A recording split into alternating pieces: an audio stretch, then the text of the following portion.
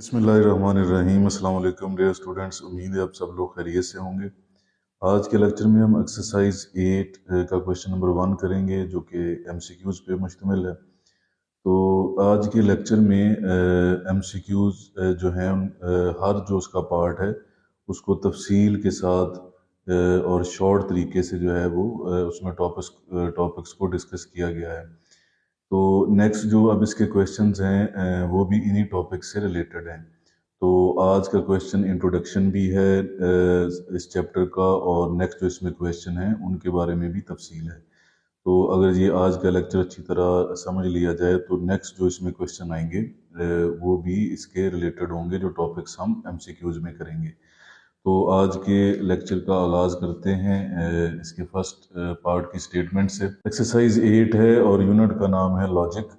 तो सबसे पहले जो एमसीक्यू है वो है which of the following expressions is often related to inductive reasoning. Logic में हम कंक्लूजन्स ड्रॉ करते हैं, और कंक्लूजन्स ड्रॉ करने के दो मेथड्स हैं, जिनमें एक जो पहला मेथड है वो है इंडक्टिव मेथड या इंडक्टिव रीजनिंग। तो सबसे पहले हम इसको समझते हैं कि इंडक्शन या इंडक्टिव रीजनिंग क्या होती है, और फिर हम इसके जो ऑप्शंस हैं इनकी तरफ आते हैं। तो एक्सप्लेनेशन सबसे पहले हम देखेंगे इसकी। इंडक्टिव रीजनिंग क्या होती है, उसके लिए एक एग्जांपल लेते हैं। A person gets a penicillin injection once or twice and experiences a reaction soon afterward. एक शख्स है जिसको पेंसिलिन का जो है वो इंजेक्शन लगा है एक या दो दफ़ा, और उसने उसके फ़ौरन बाद ये एक्सपीरियंस किया है, सून आफ्टरवर्ड, उसके फ़ौरन बाद उसका रिएक्शन हुआ है इस इंजेक्शन का, ये उसने जो है एक्सपीरियंस किया है। ही जनरलाइजेस, जब उसको रिएक्शन हुआ इसके बाद एक या दो दफ़ा इंजेक्शन लगवाने के बाद, ही जनरलाइजेस, तो उसने जनरलाइज कर लिया, उसने ये कंसेप्ट बना लिया that he is allergic to this injection penicillin, कि इस इंजेक्शन से उसे एलर्जी होती है। उसने ये एक रूल बना लिया। तो अब इसकी अगर हम जाएं डेफिनेशन में, तो drawing general conclusion from a limited number of observations or experiments.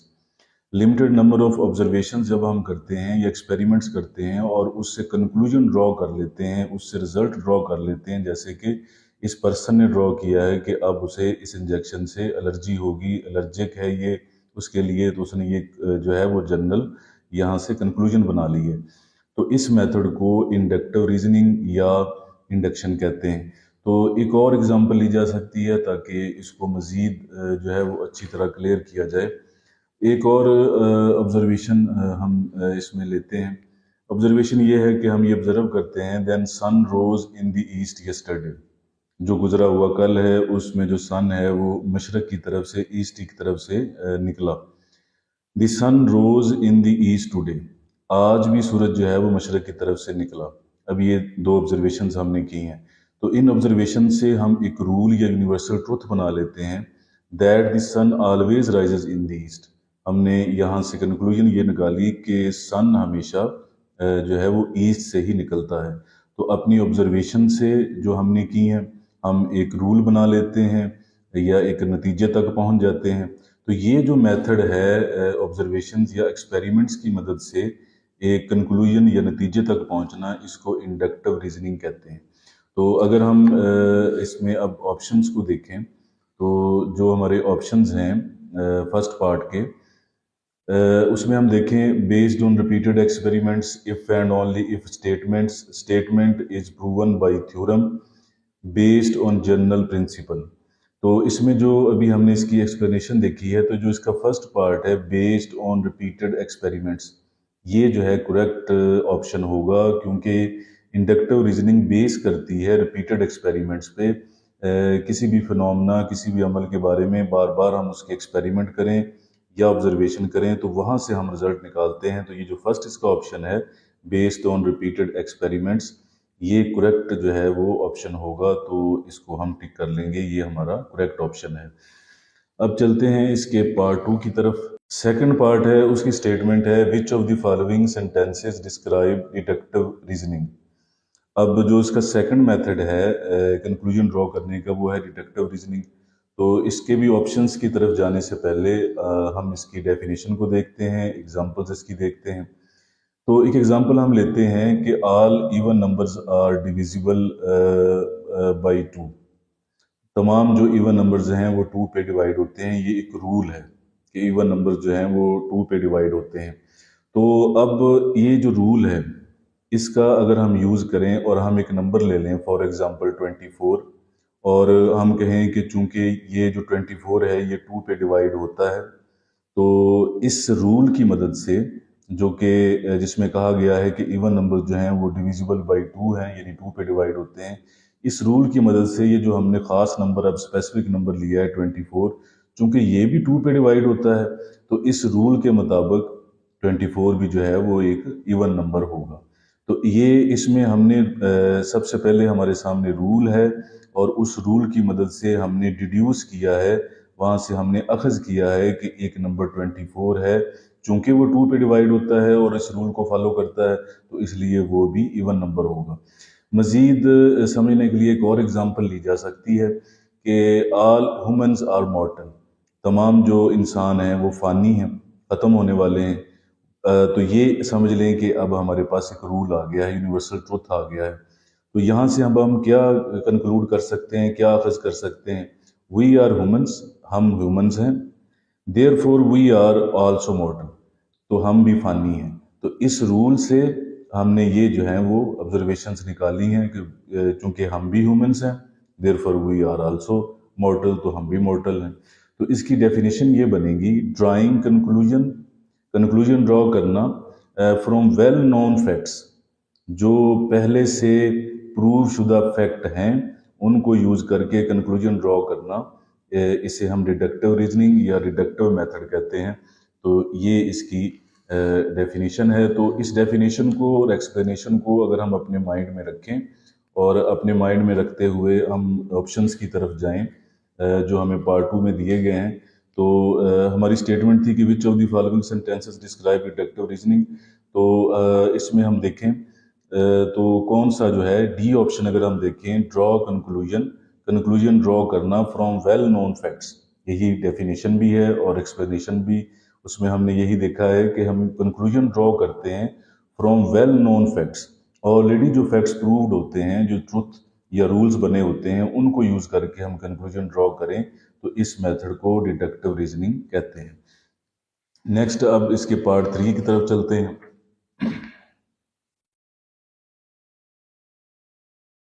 Third part है which of the following statement is true. तो यहाँ पे एक वर्ड यूज हुआ है, स्टेटमेंट। तो स्टेटमेंट का जो वर्ड है इसे हमने समझना है, इसे भी समझना है, और इसमें जो हमसे क्वेश्चन किया गया है उसे भी समझना है। तो ऑप्शंस की तरफ जाने से पहले हम स्टेटमेंट जो है उसको समझते हैं कि स्टेटमेंट का मतलब क्या होता है। अ सेंटेंस और मैथमेटिकल एक्सप्रेशन, कोई भी जुमला या mathematical expression which may be true और फॉल्स, वो या तो ट्रू हो या फॉल्स हो, बट नॉट बोथ, लेकिन दोनों ऑप्शंस ना हो, एक ही ऑप्शन हो, या वो ट्रू हो या फॉल्स हो, इज कॉल्ड अ स्टेटमेंट। तो इसको स्टेटमेंट कहते हैं। एग्जाम्पल ये है कि यहाँ पे देखिए कि मैथमेटिकल एक्सप्रेशन लिखा है 3 + 4 = 8।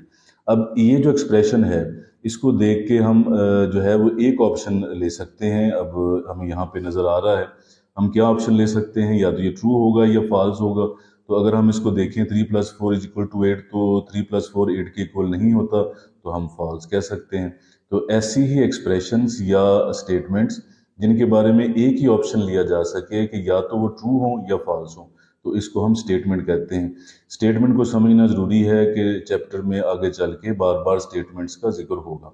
तो अब यहाँ पे जो हमारे ऑप्शन हैं उनको हम बारी बारी डिस्कस करते हैं। हमें ये स्टेटमेंट्स दी हुई हैं, 4 हमारे पास ऑप्शन है, जैसे कि हमने स्टेटमेंट में देखा कि हर स्टेटमेंट या तो ट्रू होगी या फॉल्स होगी। तो इन 4 ऑप्शंस में से हमें ट्रू ऑप्शन जो है वो ढूंढना है। इसका मतलब है कि 3 ऑप्शंस फॉल्स होंगे, जो ट्रू वाला ऑप्शन होगा उसे हमने टिक करना है। सबसे पहली जो स्टेटमेंट है वो है the set of integers is finite. Integers का जो सेट होता है वो फाइनाइट होता है, यानी वो ख़त्म हो जाता है। तो अगर हम देखें तो जेड से हम डिनोट करते हैं जेड ऑफ इंटीजर्स को, और उसमें नंबर्स होते हैं 0 +-1 +-2 +-3 एंड सो ऑन। तो इसका एंड नहीं होता। सेट ऑफ इंटीजर्स में इनफाइनाइट नंबर होते हैं, तो यहाँ पे फाइनाइट लिखे हैं, इसका मतलब है कि पहला ऑप्शन नहीं हो सकता। तो ये जो है ऑप्शन फॉल्स है, हमें ट्रू ऑप्शन की तलाश है। तो नेक्स्ट अगर हम बी ऑप्शन पे जाएं, तो बी ऑप्शन जो है the sum of the interior angles of any quadrilateral is always 180 degree. Quadrilateral हम ऐसी जो है वो डायग्राम को कहते हैं जिसकी 4 साइड्स होती हैं, जैसे कि स्क्वायर है, ये क्वाड्रिलेटरल है। तो इसके जो इंटीरियर एंगल्स होते हैं, जो इसके अंदर वाले एंगल्स होते हैं, उनका सम जो है वो 180 डिग्री नहीं होता, इनका सम जो है वो 360 डिग्री होता है। क्वाड्रिलेटरल कोई भी हो, चाहे वो रेक्टेंगल हो, स्क्वायर हो, या कोई और जो है वो शेप हो जिसकी 4 साइड्स होती हैं।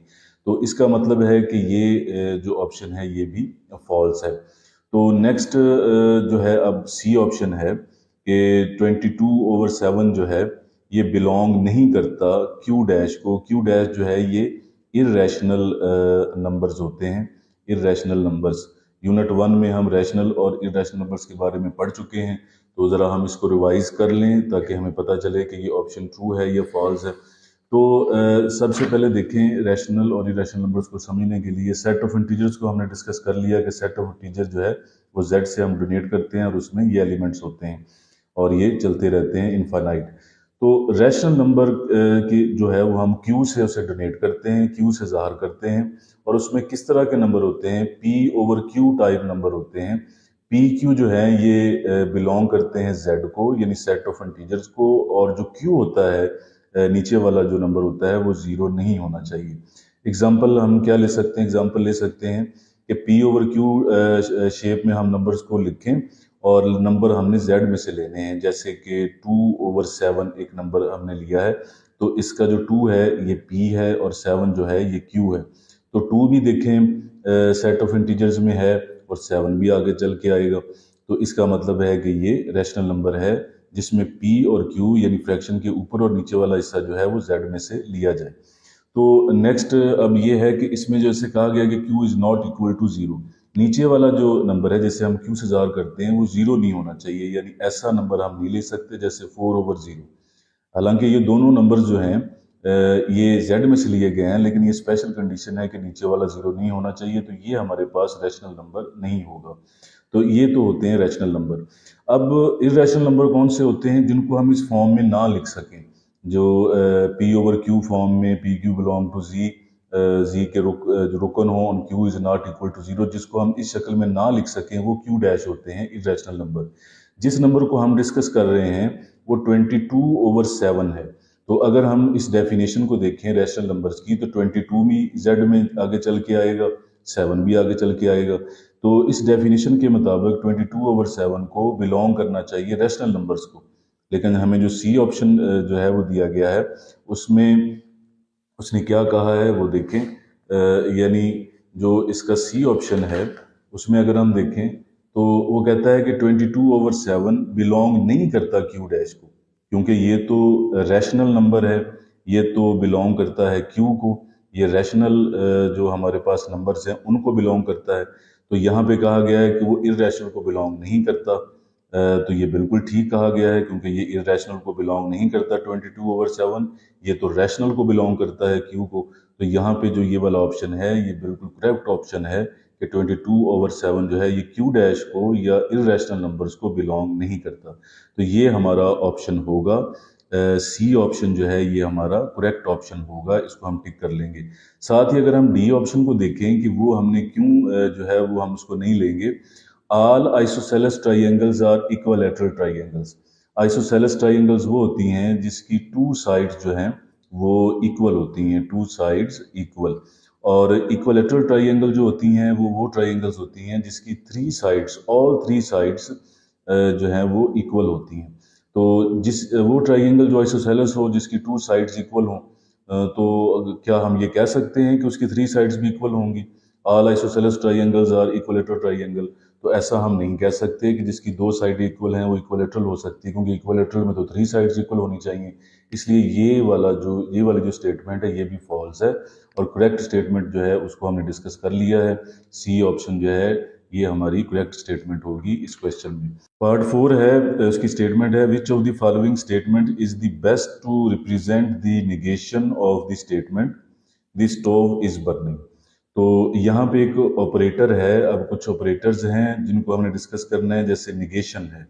तो सबसे पहले हम निगेशन के टॉपिक को डिस्कस करते हैं, इसे ऑपरेटर भी कहते हैं। तो फिर जो है हम इसकी ऑप्शंस की तरफ आएंगे। तो स्टेटमेंट को जैसे हमने अभी लास्ट वाले एमसीक्यू में डिस्कस किया है, क्या सेंटेंस और mathematical operation expression which may be true और फॉल्स बट नॉट बोथ। तो यहाँ पे एक स्टेटमेंट ली है, the stove is burning for example. यहाँ पे अब हम इस चैप्टर में जो स्टेटमेंट है उसको हम पी से डोनेट किया करेंगे। अगर एक स्टेटमेंट है तो पी, और अगर उसी में दो स्टेटमेंट्स हैं तो दूसरी स्टेटमेंट को हम क्यू से भी जाहिर किया करेंगे। तो ये एक स्टेटमेंट है, द स्टोव इज बर्निंग, तो इसको हम पी का नाम देते हैं। अब जाहिर है इसके दो ही आंसर हो सकते हैं, द स्टोव इज बर्निंग, अगर स्टोव बर्न हो रहा है तो या बर्न हो रहा है या नहीं बर्न हो रहा। तो अब इसमें नेगेशन की हमने स्टेटमेंट को समझना है, तो इसकी डेफिनेशन को समझना है। नेगेशन क्या होती है? If P is any statement, अगर पी कोई स्टेटमेंट हो, जैसे हमने यहाँ पे सपोज कर लिया है, its negation is denoted by this sign negation P, read not P, इसको हम पढ़ते हैं not P. In other words, if P is true negation P is false, if P is false negation P is true. Simple इसका ये है कि जो sentence हमें दिया जाए, जैसे कि पी स्टेटमेंट हमें दी जाए, अगर हमने उसका नेगेशन फाइंड आउट करना हो तो हमने उसकी नफी कर देनी है, नेगेटिव उसका कर देना है, हमने उसका उलट कर देना है। जैसे स्टोव इज बर्निंग, तो इसका उलट क्या होगा? The stove is not burning, वो नेगेशन पी होगा। आगे हमें ये कहा जाए the stove is not burning, अगर ये हमें स्टेटमेंट दी जाए तो उसकी नेगेशन हम उसका उलट कर देंगे, that the stove is burning. तो अब ये हमें ऑप्शंस में भी जो स्टेटमेंट है उसमें हमें दिया गया है पार्ट 4 की। तो द स्टोव इज बर्निंग, इसकी जो नेगेशन होगी वो ये होगी, the stove is not burning. यहाँ पे एक ट्रुथ टेबल जो है वो भी शो किया गया है, जो आगे जाके जो है वो हमारी हेल्प करेगा नेक्स्ट क्वेश्चंस में, कि अगर एक स्टेटमेंट पी है तो उसका नेगेशन क्या होगा, कि अगर वो ट्रू है तो नेगेशन फॉल्स होगी, हम उसका उलट कर देंगे। अगर स्टेटमेंट जो है वो फॉल्स है तो उसकी नेगेशन जो है वो ट्रू होगी। तो इस सारे कंसेप्ट को लेकर अब हम चलते हैं इसके ऑप्शंस की तरफ और देखते हैं कि कौन सा ऑप्शन जो है वो करेक्ट होगा। तो जैसे यहाँ पे है द स्टोव इज बर्निंग, इसकी हमने नेगेशन फाइंड करनी है, जैसे हमने डिस्कस कर लिया कि इसका हमने उलट करना है। तो the stove is not burning, तो ये वाला जो ऑप्शन है ये करेक्ट ऑप्शन होगा, the stove is not burning. बाकी जो ऑप्शंस हैं वो हम नहीं लेंगे। द स्टोव इज डिम, अगर स्टोव बर्न हो रहा है तो बर्न हो रहा है, या नहीं बर्न हो रहा तो यहाँ पे डिम है, तो ये भी ऑप्शन करेक्ट नहीं है। Stove is turn to low heat, उसे लो हीट पे टर्न कर दिया गया है, लेकिन ज़ाहिर बर्न तो वो कर रहा है। It is both burning and not burning, ये दोनों ऑप्शन ही इसमें हैं कि ये बर्न भी हो रहा है और नहीं भी हो रहा। तो स्टेटमेंट की जो डेफिनेशन ये है कि जो स्टेटमेंट होती है उसके एक ही आंसर होता है, या तो वो ट्रू होता है या फॉल्स होता है, दोनों काम जो है वो स्टेटमेंट में नहीं होते, जैसे हमने उसकी डेफिनेशन को डिस्कस किया है। फिफ्थ पार्ट है, the conjunction of two statements P and Q is true when. तो यहाँ पे अब हमारे पास कंजक्शन का टॉपिक है जिसको हमने देखना है और फिर हम इसकी ऑप्शंस की तरफ आएंगे। कंजक्शन जो है इस तरह से ज़ाहिर करते हैं, ये भी एक ऑपरेटर है, इसे पी एंड क्यू जो है वो बोलते हैं, ये एंड का साइन है या कंजक्शन का साइन है। तो टेबल जो है वो बनाना हम सीखते हैं कि जब हमें दो स्टेटमेंट्स दी जाएं, तो जब दो स्टेटमेंट्स दी जाती हैं तो ये हो सकता है कि पहली स्टेटमेंट भी ट्रू हो दूसरी भी ट्रू हो। ये टेबल इसी तरह हमने बाकी टेबल भी बनाने हैं। ये हो सकता है कि पहली स्टेटमेंट ट्रू हो और दूसरी फॉल्स हो, और ये भी हो सकता है कि पहली फॉल्स हो और दूसरी ट्रू हो, और ये भी हो सकता है कि दोनों स्टेटमेंट्स जो हैं वो फॉल्स हो। तो कंजक्शन हम कैसे फाइंड करते हैं? कंजक्शन में याद रखना है कि जब दोनों स्टेटमेंट्स ट्रू होंगी तो तभी जो कंजक्शन है ये ट्रू होता है। दोनों में से अगर एक स्टेटमेंट भी फॉल्स हुई तो ये फॉल्स होगा, यहाँ भी एक फॉल्स है तो ये फॉल्स होगा, और अगर दोनों स्टेटमेंट्स फॉल्स होंगी तो भी ये फॉल्स होगा। तो ये एक ही टाइम जो है वो ट्रू होता है जब दोनों स्टेटमेंट्स जो है वो ट्रू होती हैं। तो इसको हमने याद रखना है कि पी एंड क्यू में या कंजक्शन में ये सिर्फ तभी ट्रू होता है जब दोनों स्टेटमेंट्स ट्रू हों। तो ये बात माइंड में रखते हुए अगर हम देखें इसके ऑप्शंस को, तो ऑप्शंस में है कि both P and Q are false, both P and Q are true. तो कंजक्शन जो है ट्रू स्टेटमेंट्स का ये तभी ट्रू होगा व्हेन जब बोथ पी एंड क्यू जो है वो ट्रू होंगे। तो बी ऑप्शन जो है डिस्कशन से हमें पता चलता है कि बी ऑप्शन जो है इसका करेक्ट ऑप्शन होगा। नेक्स्ट पार्ट की तरफ चलते हैं। अब नेक्स्ट पार्ट हमारे पास है इसका part 6। A conditional is regarded as false when, only when. Conditional जो है इसको ये कब फॉल्स होता है, अब कंडीशनल जो ऑपरेटर है इसको हम समझते हैं कि ये क्या होता है। कंडीशनल जो है ये इसका सिंबल है ज़ाहिर करने का, पी इसे बोलते हैं इम्प्लाइज, पी इम्प्लाइज क्यू। दो इसमें स्टेटमेंट्स होती हैं, ऐसे भी इसे बोलते हैं इफ़ पी देन क्यू।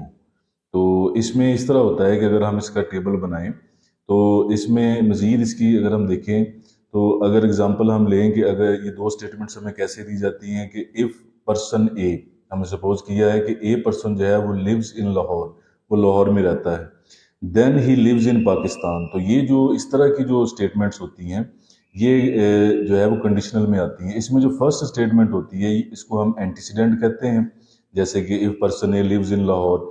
और जो सेकंड स्टेटमेंट होती है देन के बाद जो लिखी होती है then he lives in Pakistan, तो ये किसको कॉन्सिक्वेंट बोलते हैं।